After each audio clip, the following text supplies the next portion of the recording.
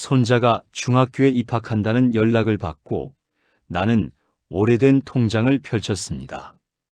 결국 이 통장을 털어 사위에게 소송을 걸어야 할지 진심으로 고민하기 시작한 겁니다. 정밀 금속 가공, 반평생을 깎고 다듬으며 살아온 내 중소기업, 한결전공은 한때 내 자존심이자 두 딸에게 물려줄 유일한 유산이었습니다. 나는 딸만 둘인데 두 딸은 회사를 운영할 마음이 없었습니다. 그러다 보니 후계자, 즉 사위를 고르는 일이 내게는 인생의 가장 큰 사업 중 하나가 되어버렸습니다.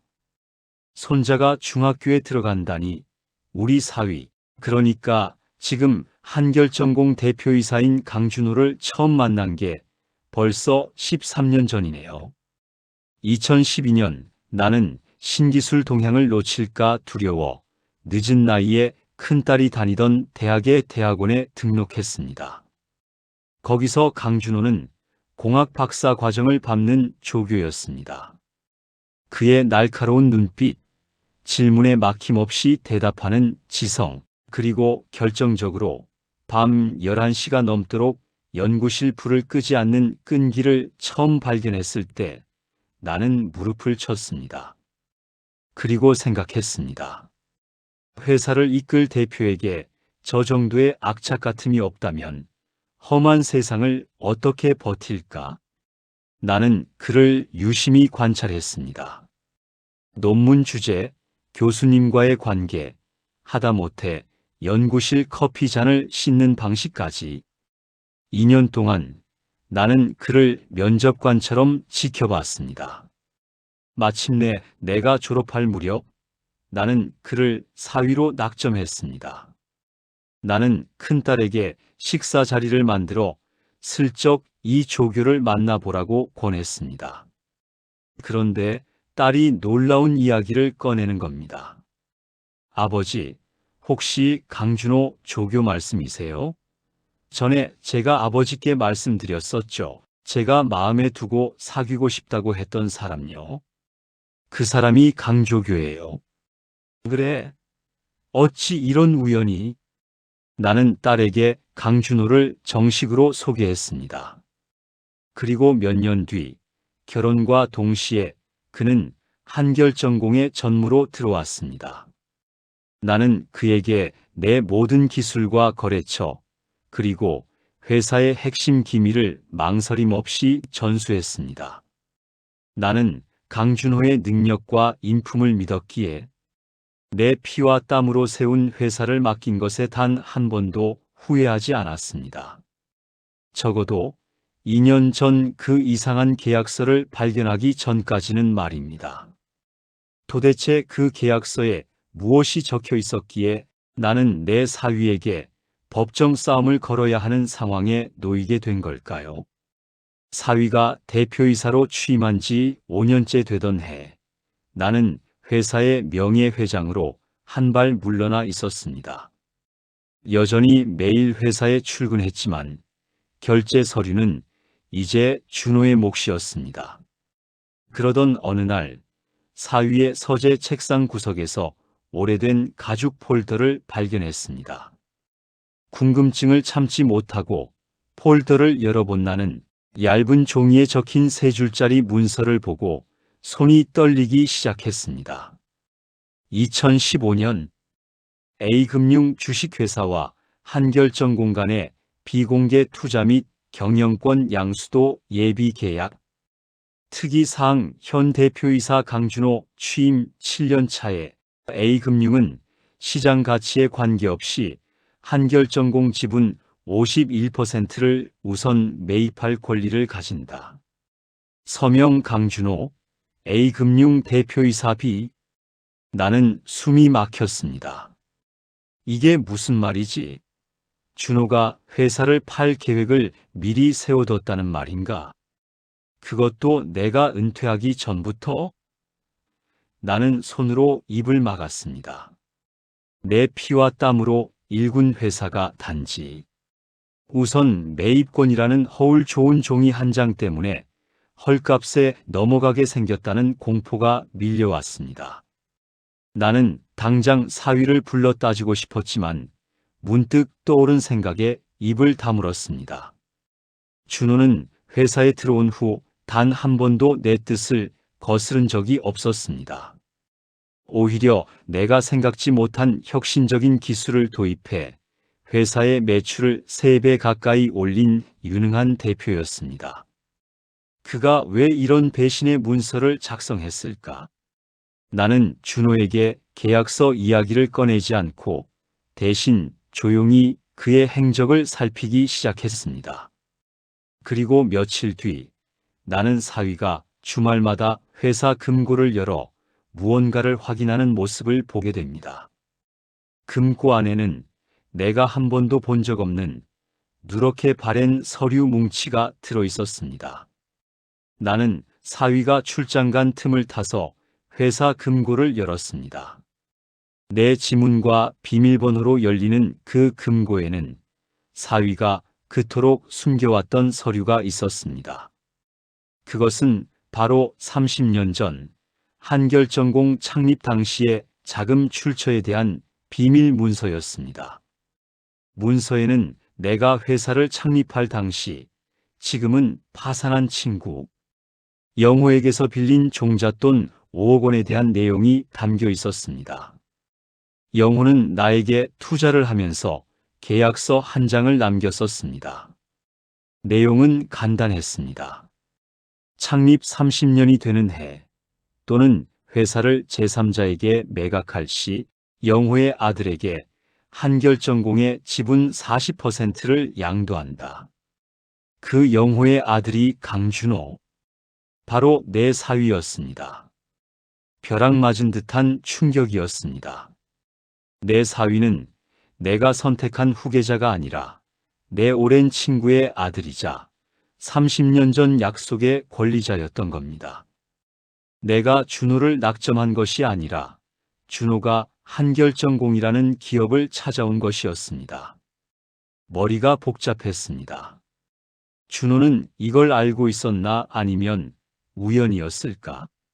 만약 알고 있었다면 그는 나에게 아버지의 유산을 되찾으러 온 건가 아니면 그저 아버지를 대신해 회사를 지키러 온 건가? 나는 준호가 회사에 들어오기 전 A금융과 계약을 맺은 이유를 깨달았습니다. 친구 영호는 파산했고 그의 아들인 준호는 한결전공의 지분을 당장 확보할 능력이 없었습니다. 그래서 그는 A금융이라는 거대 자본을 끌어들여 회사를 안정시킨 후 적정 시기에 지분을 매입하여 아버지의 몫을 찾아가려 했던 겁니다. A금융과의 계약은 회사 매각을 위한 배신이 아니라 지분을 확보하기 위한 차용증이었던 겁니다. 하지만 문제는 그 계약서의 단서에 있었습니다.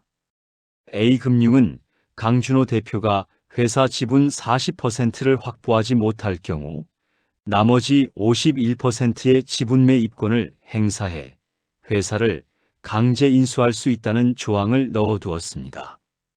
그리고 준호가 지분을 확보해야 할 기한은 딱 6개월 뒤였습니다. 6개월. 준호는 아버지의 목 40%를 가져올 자금이 부족했습니다. 나는 모든 것을 알고 있었지만 모른 척했습니다. 그리고 사위에게 묻지도 않았습니다. 대신 나는 오랜만에 현장으로 돌아갔습니다. 준호는 나에게 회사를 물려받은 이후 전통적인 금속 가공 사업을 넘어 항공 부품 정밀 가공이라는 신규 시장을 개척했습니다. 위험했지만 결과적으로 회사는 승승장구했습니다. 하지만 신규 설비 투자에 막대한 자금이 들어가 당장 현금 유동성이 부족한 상황이었습니다. 나는 속으로 결심했습니다. 나는 이 아이에게 회사를 물려준 게 아니야. 한결전공을 맡긴 거야. 내가 키운 회사가 내 친구의 아들의 실수 때문에 무너지는 꼴은 볼 수 없다. 나는 남몰래 오래된 거래처들을 만났습니다. 그들이 지금의 한결전공을 있게 한 진짜 동력이라는 것을 준호는 몰랐습니다.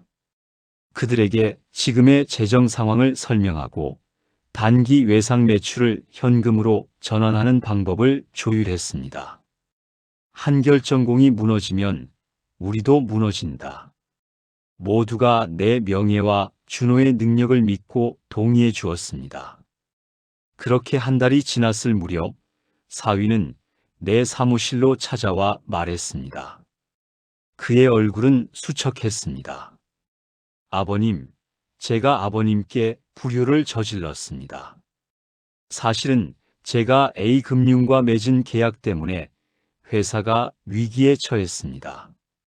아버님께 말씀드리지 못한 건 죄송합니다. 나는 속으로 웃었습니다. 이제야 말하는구나. 이 녀석 그래도 양심은 있군. 나는 조용히 사위의 어깨를 토닥였습니다. 준호야, 너의 능력은 이미 충분히 증명됐다. 다만 너는 혼자서 너무 많은 짐을 지려고 했어. 나는 그에게 종잣돈 5억 원과 함께 30년 전 계약서를 내밀었습니다. 그는 서류를 보고 경악했습니다.